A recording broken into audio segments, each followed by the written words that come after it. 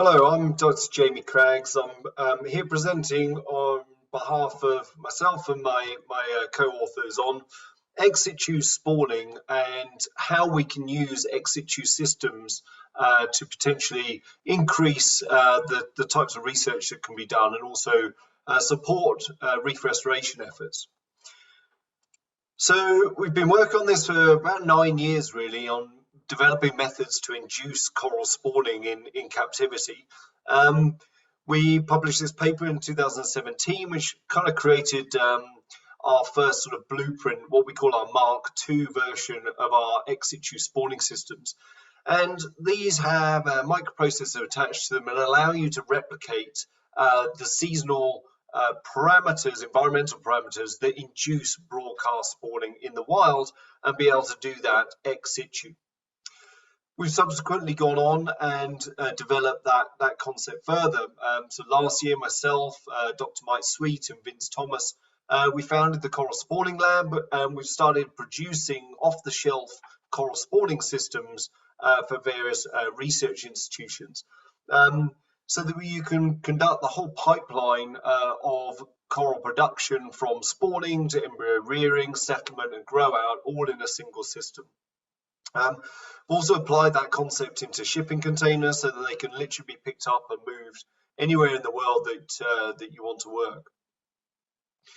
And over the last 9 years, really sort of developing these systems has created the foundation for lots and lots of different types of research to take place. We've spawned 29 Indo-Pacific species now in captivity. And really that has sort of opened up a whole different number of areas of research potential. And really, I think they sort of fit within three categories.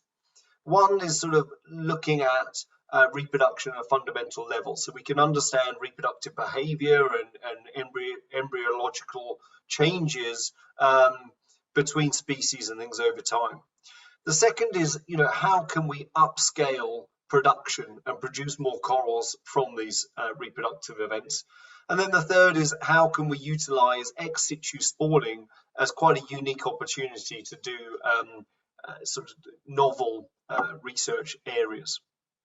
So, we use our spawning events to understand embryological changes in different species using various microscopy techniques from SEM, applying confocal laser scanning microscopy, so we can understand some of those fundamentals of the fertilization mechanisms in the early stages of embryogenesis.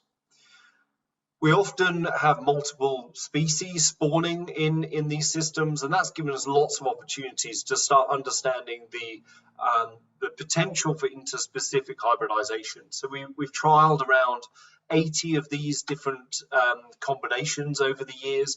Many of them don't work, but the ones that do work then gives us material that we can start sort of looking at things like hybridization vigor and whether those hybrids are better able to withstand things like thermal anomalies. But then, we can work with the spawning very well. We can understand that very well. You have the processes of creating the fertilization at very, very high fertilization success rates. And we're also improving techniques as we go along. So we improve the embryogenesis and the embryo rearing.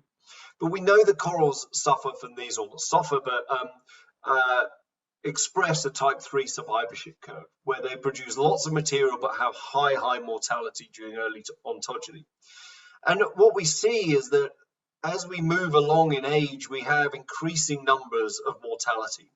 And really, if we want to think about upscaling corals for restoration at an ecologically meaningful scale, it's really from the embryogenesis, from settlement, early post-settlement mortality, and then growing them on to sexually mature size, that we must work on if we want to scale this up. And so some of the things that we've been doing is seeing if we can alleviate some of these negative benthic interactions once the corals have settled. We know urchins are brilliant grazers of algae, and many algae have a negative effect on newly settled corals. So what we started doing a few years ago is, knowing when the corals were spawning, we started working backwards to induce sea urchin spawning. And the idea behind this is we wanted to mix juvenile sea urchins with juvenile corals, so that they would graze the algae and remove that pressure, but without having the physical damaging effects of an adult urchin grazing over these young spat.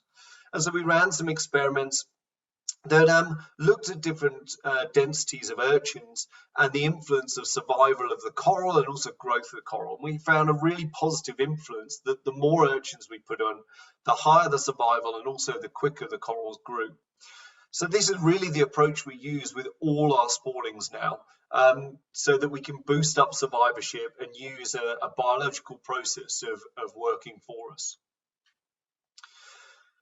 Then, sort of exploring the context of ex situ spawning, the novelty of ex situ spawning is that you're not bound by environmental conditions that you experience in situ when working with coral spawning. So by understanding what triggers the corals to spawn in the wild, we can then manipulate that data at various spatial scales, whether that is over the course of a day, a month, or a year. And by doing that, we can then manipulate when the corals spawn to fit within our working program. For instance, all of our coral spawning, we induce the corals to spawn during our working day. So there's no nighttime working, and it's much more convenient.